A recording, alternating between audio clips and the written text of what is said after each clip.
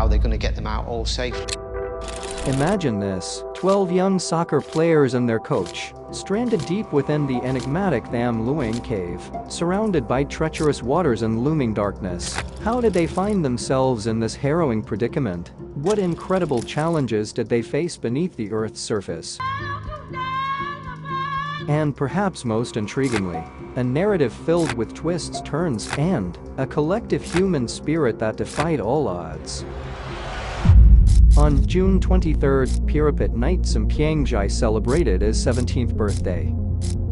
However, Knight's day took an unexpected turn as he embarked on an adventure with his friends from the local youth football team, the Wild Boars, and their assistant coach, Ekapol Akchantawang.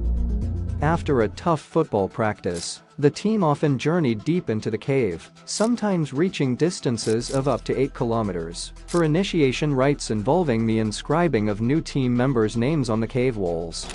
Filled with youthful enthusiasm, they entered the cave, armed only with torches, assuming they'd be out within an hour. Unknown to them, their adventure would keep them trapped for a grueling 2 weeks. Tonight, rescue teams in Thailand are working around the clock, scrambling to free a youth soccer team from the flooded cave they've been trapped in for more than a week.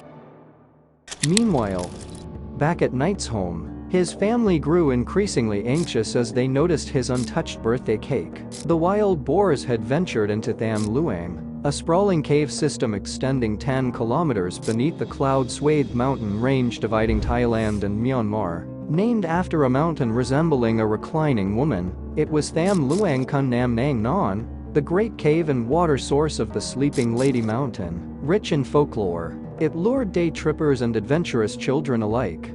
However, it was not without danger. People had vanished within its depths before. As the monsoon season hit in July, the cave turned from benign to treacherous, flooding up to 5 meters, 16 feet, during the rainy season, allowing exploration only between November and April. Local guide Joshua Morris warned, "The water is moving, it's muddy, and there is almost no visibility." Even experienced divers found it perilous when flooded. Fearing for their missing boys, the Wild Boars' parents rushed to the cave, spurred by their chat about visiting Tham Luang in a messaging app with friends. Outside the cave, they found abandoned bikes, bags, and football shoes, leading them to raise the alarm. Deep inside the cave, the Wild Boars faced a dire situation. Continuous rainfall had funneled water into Tham Luang cave system, rapidly filling it. The boys' initial account hinted that they were surprised by a sudden flash flood, leaving them with no option but to move deeper into the cave. Their predicament led them to a small rocky shelf roughly 4 kilometers from the cave entrance, well beyond the typically dry area known as Pattaya Beach, which was now submerged. Despite challenging circumstances, they had drinkable water, torches, and enough air due to the cave structure. They had the right conditions to survive, at least for a little while. And most importantly, the Wild Boars had one another. Now came the hardest bit, hoping for rescue. Outside the cave, a robust rescue mission unfolded. Thai Navy SEALs, police, and volunteers joined forces. Initial footprints in a chamber hinted at hope. But the Wild Boars' whereabouts in Tham Luang remained a critical mystery.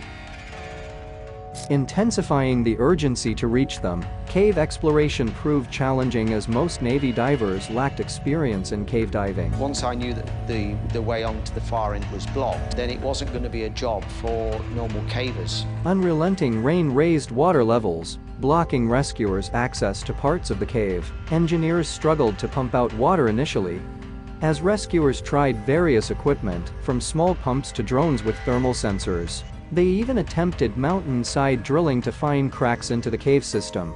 Rescue efforts also relied on local knowledge, with a Wild Boar member recalling Pattaya Beach as a visited spot. Could the 13 missing boys be there? As the nation's attention focused on the story, volunteers from various parts of Thailand arrived, and Thai social media overflowed with expressions of love and support. The story was about to become even more significant as the first international rescuers arrived on Thursday, June 28. These included U.S. Air Force rescue specialists and cave divers from the UK, Belgium, Australia, Scandinavia, and more, either volunteers or called in by Thai authorities. As the search efforts' enormity became evident, additional divers joined, battling the elements including a strong current and rising floodwaters. They made slow progress over the next few days. On July 1st, just over a week since the boys went missing, the rescuers reached a significant cavern later known as Chamber 3, which would serve as a key base for the divers. However, all were still lost to the world, but the very next day, two British divers made an astounding discovery. John Valanthan and Rick Stanton had been navigating Tham Luang's narrow, murky passages for days, setting guide ropes and searching for signs of life. On Monday, they reached Pattaya Beach but found nothing. Continuing into the darkness, they discovered an air pocket a few hundred meters ahead. In this case, we smelt the children before we actually saw or heard them. A standard procedure in rescue operations. Then, their torches revealed an astonishing sight. The boys emerged from the darkness, descending toward them. How many of you? 13. Brilliant. Beside him, Rick couldn't believe his eyes. They're all alive. The lost wild boars had been located. Rescuers faced the daunting task of extracting 13 individuals, including non-swimmers, from a meandering, submerged 4 kilometers long cave section that even skilled divers found challenging. Diver Ben Reeminence stressed the urgency, saying, "Time is not on our side because they're expecting heavy rains within 3 days." He added, "Now the real hard work comes." On July 6th, former Navy SEAL diver Simon Goonan, a volunteer, rushed to aid in the rescue. While delivering air tanks to the boys during a routine run, he lost consciousness due to running out of air. His dive buddy attempted to revive him, but Simon, only 38 years old, couldn't be saved. Simon's wife, Wallaparn Goonan, shared his philosophy. Simon once said, "We never know when we're going to die, so we need to cherish every day." His tragic death underscored the peril of the rescue mission and the boys' vulnerability. Despite efforts to replenish the air, oxygen levels in the chamber fell to 15%, below the usual 21%. Time was running out. As the rescue operation continued, divers set up an oxygen supply to sustain the trapped boys and their coach. In a touching gesture, the boys communicated with their parents in the old-fashioned way by writing letters. These heartfelt letters, made public by the Thai Navy SEALs, were scrawled with hearts and smiley faces, repeatedly reassuring their parents of their love and asking them not to worry.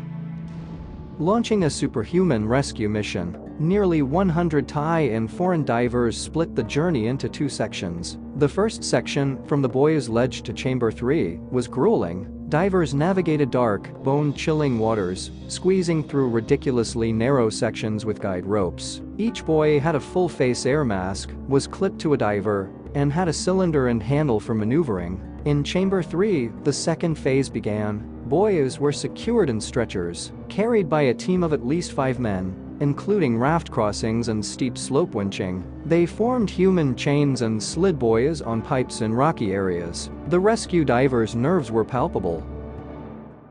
Ivan Karadzik, stationed midway, recalled his relief when the first boy emerged alive and breathing.